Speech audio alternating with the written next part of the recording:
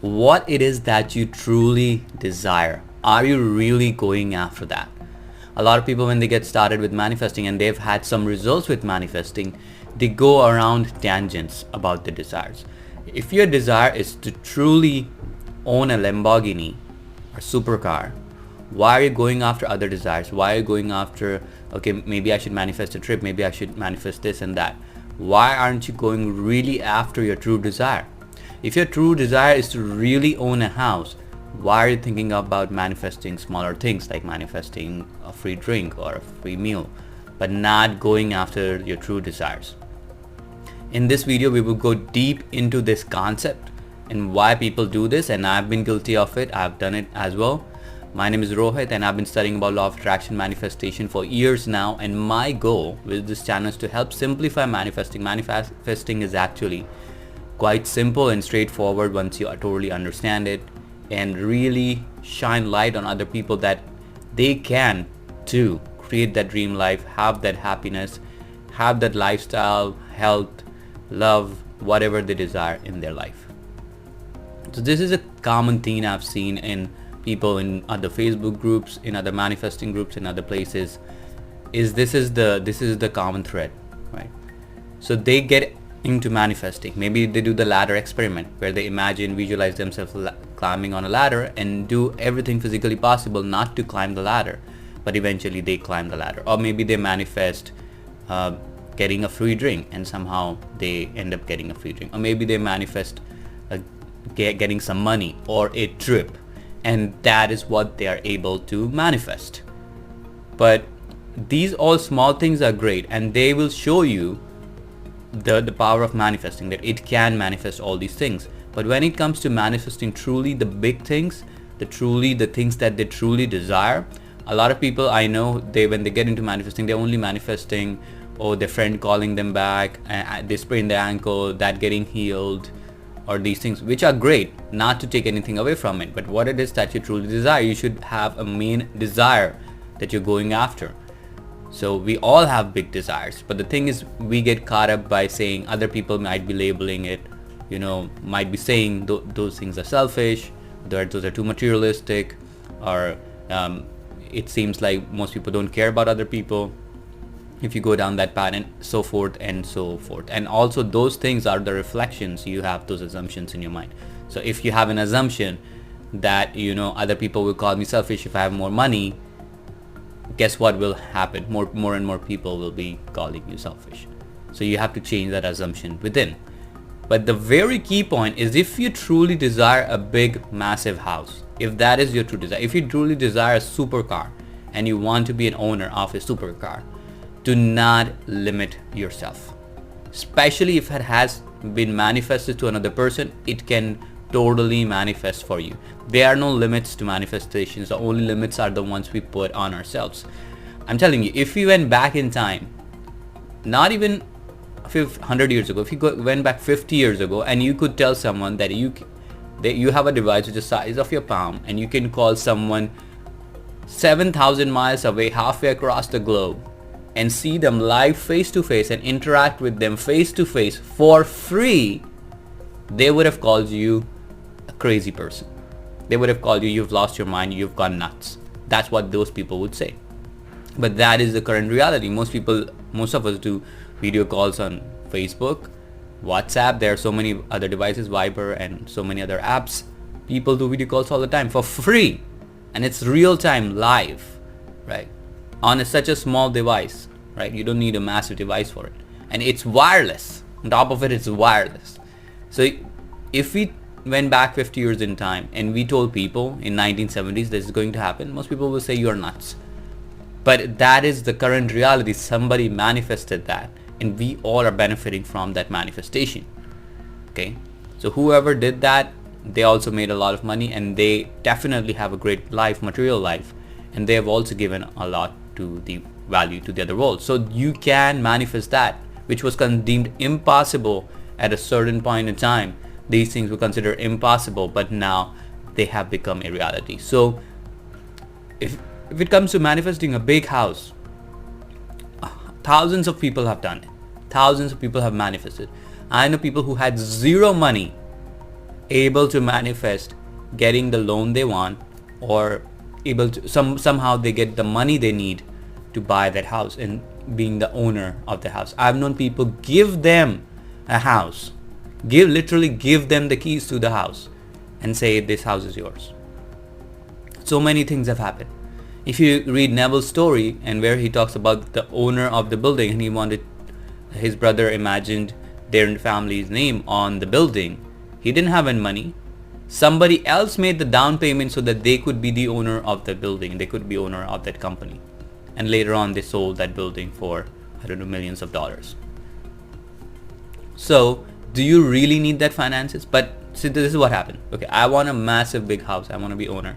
But it seems impossible. But I don't have the money. But how would I make it happen? But that. We have all these assumptions at the back of our mind playing on us, right? So you have to go and sit down and sit with those assumptions and make a note of those assumptions. Very simply, let's say if you think it's impossible, nobody will give me that kind of loan, or nobody will give me that kind of money. Okay, you can even manifest a house without taking out any loan. That is also possible. But if, let's say if you want to have a loan, and that's perfectly fine, having a loan for 10 years, 5-10 years and paying off your big house, it's totally doable, totally possible. But this is the main key goal that I want you guys to understand. If anything is possible, especially to manifestors, if anything is possible, why do you want to limit yourself? And if you are limiting yourself, what are the assumptions you hold within that is causing those limitations? Do you think you don't deserve that house? A lot of people think, oh, I want a massive house. My family has a very big, massive house, right? Did I ever think I don't deserve that house? And sometimes I think that house is too big. It's just my mom and dad living in that house. Okay. It's too big for them. But that's irrelevant. They wanted it. I visualized it for them. And I know them so well. It manifested. It happened. But it comes with its own set of problems. How do you maintain it? How do you manage the gardening and stuff? That's irrelevant. But the point is, if with the power of visualization and there are no limits and you're able to manifest such a massive house, why would you want to limit yourself? So what is it, those assumptions you have within?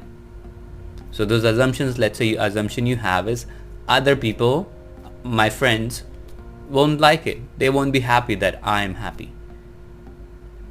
That's an assumption. You can totally change that. If you have that belief system and that belief system is blocking you to manifesting your house, you change the assumption to a contrary assumption. All my friends and family will be really happy with me being a big owner of the house. Don't use will be, say are. All my family members are really happy and I'm an owner of this house. Use the present tense. Already are happy. So this is one way of handling one assumption, and then you sit with it and you write down what kind of this but statements keep popping in your mind. Oh, I want to be owner of this house, but this, but that. All these are assumptions which are playing on your mind. And all you need to do is to create contrary statements to these assumptions, or go back to the memories in the past where something happened. For example, a lot of people want to be rich, but somewhere in the past they saw a movie or somebody told them, or the family members or somebody loved one or a religious figure or someone told them that having a lot of money makes you a bad person. So if they have this belief or this assumption in the back of their mind, what are the chances of them becoming rich? Or it would have to happen in a way that those assumptions are not rich. So happens with a lot of people, they manifest money and they lose money. They manifest money, they lose money. They manifest money, they lose money. Because they don't want to be those bad people. They don't want to be that bad rich person. So they get money and then lose it all, and they can say, okay, I made some money but I lost it. I'm not a bad person. But what if you change the assumption and say, I'm a kind, generous, loving, rich person? What if you change to that? You don't have to change the script. Or if you go back in past, let's say somebody told you that rich people are mean or rich people are evil, and instead of that you visualized and you saw themselves telling you that rich people are kind, rich people are generous, that will become your assumption. And you can see just by changing one assumption, your reality will be changed. You will have less and less blocks going to your manifestation, and your manifestations will come faster, smoother, less bumpy, and sometimes it will be almost like magic. You wouldn't even, sometimes it will become hard for even you to fathom. It's like, wow, it came so easy. I'm surprised. So really go deep within and see what it is that you truly want, what it is that you truly desire.